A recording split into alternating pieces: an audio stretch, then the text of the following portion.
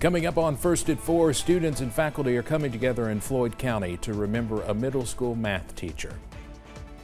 Plus, the Senate pulled an all-nighter, passing a major foreign aid package, but why it still faces an uphill battle in the House. Plus, we are tracking a brief break from the moisture, but that next rain chance is not far away. Your forecast coming up as Mountain News First at 4 starts now. Dedicated to Eastern and Southern Kentucky, this is WYMT Mountain News First at 4. Good afternoon, I'm Steve Hensley. First at 4, a Harlan County man and former Letcher County school teacher is indicted on charges related to inappropriate contact with a juvenile dating back to November 2023. State police say 54-year-old Brian Bailey was a teacher at Whitesburg Middle School. WYMT's Chandler Wilcox is in Whitesburg, where he was arrested with more. Police arrested Brian Bailey on Sunday here in Whitesburg. Bailey was charged with third-degree rape, possessing child abuse materials, and tampering with physical evidence. The Harlan County man was taken to the Letcher County Jail on a $250,000 bond.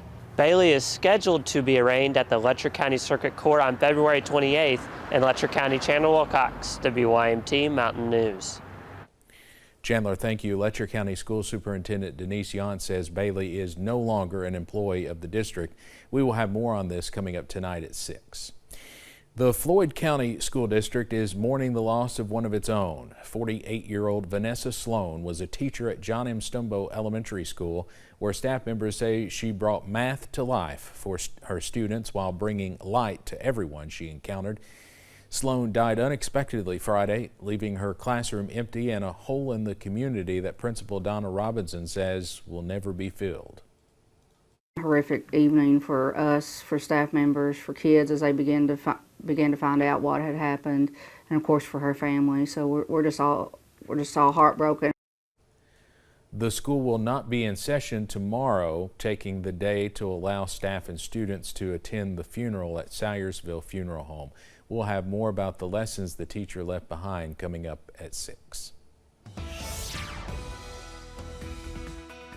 Well, after some wet weather on Monday and some snowfall earlier this morning, we are tracking some sunshine on this Tuesday afternoon. Here's a live look from Buffalo Mountain as sun is beginning to appear behind those clouds. That current temperature is sitting at 45 degrees over in Perry County, and up on First Alert Pinpoint Doppler as drier air begins to work in. We are tracking a clean sweep this afternoon and more dry weather also on the way as we go into this evening. I do want to zoom in though to a flood warning for the Kentucky River in Estill County, and that will last through 10:45 on Wednesday. So remember to turn around, don't drown. If you come across water on the roadway, be sure to not cross that, as we do have a flood warning in place for Estill County through 10:45 on Wednesday. Current temperatures in the middle to upper 40s and a few lower 50s. Up to 48 for London, also Harlan, 50 for Somerset, 49 for Manchester, and 47 over in Jackson at this hour. More cool and calm weather on the way as we go into this evening. Those temperatures back in the middle to lower 30s as you wake up on Wednesday. Some nice weather for Valentine's Day, but we are tracking some more rain chances by Thursday, Friday, and possibly a few more snow chances by Friday as well. Those details coming up in just a few minutes. Steve? All right, Cameron, thank you. There is growing pressure on House Speaker Mike Johnson to take up a foreign aid bill for Ukraine, Israel, and the Indo-Pacific after the Senate passed the measure with significant bipartisan support. CBS's Natalie Brand has more from Capitol Hill. President Biden is urging the House to take up the bipartisan foreign aid bill hours after the Senate passed it with major bipartisan support. Let the full House speak its mind and not allow a minority of most extreme voices in the House to block this bill even from being voted on. 22 Republicans joined Democrats to approve the measure following an all-night session. The bill, as amended, passes. It includes $95 billion in aid for Ukraine, Israel, and the Indo-Pacific. America led the way for freedom and democracy. The issue has divided GOP lawmakers. This is about whether we spend it across the ocean or whether we spend it in our country. This legislation would send a strong message to Putin that his goal of capturing free, democratic nations will not be allowed to succeed.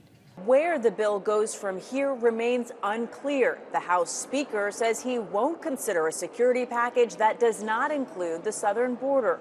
Provisions to boost border security had to be stripped from the bipartisan Senate bill last week after a growing number of GOP lawmakers, including Speaker Mike Johnson, said they did not go far enough. House Democrats have signaled they're discussing ways to potentially force a vote if the Speaker doesn't bring the bill to the floor. Natalie Brand, CBS News, Capitol Hill. Speaker Johnson indicated he would oppose such measures and hope they would not be considered. Well, also in our nation's capital, House Republicans are trying again today to impeach the Secretary of Homeland Security. The vote comes exactly 1 week after a failed vote to impeach Secretary Alejandro Mayorkas over his handling of the border. That vote failed with a 214 to 216 vote. If today's vote is successful, Mayorkas would become just the second cabinet secretary in history to be impeached. The future of COVID recovery may be changing. According to the Washington Post, isolation may no longer be necessary if you have COVID-19 and have been fever-free for at least 24 hours. CDC is expected to ease COVID guidance this spring. The planned shift was reportedly discussed in a briefing with state health officials last week. Up until this point, the agency has said people should isolate for at least 5 days after a positive test, then continue to mask. The updated guidance would bring COVID in line with guidance for other respiratory viruses like the flu. Coming up on First at 4, some salad kits are being taken off store shelves. The reason behind the latest recall. Plus, we are dry into this evening, but showers return to end the week. Those details after this break.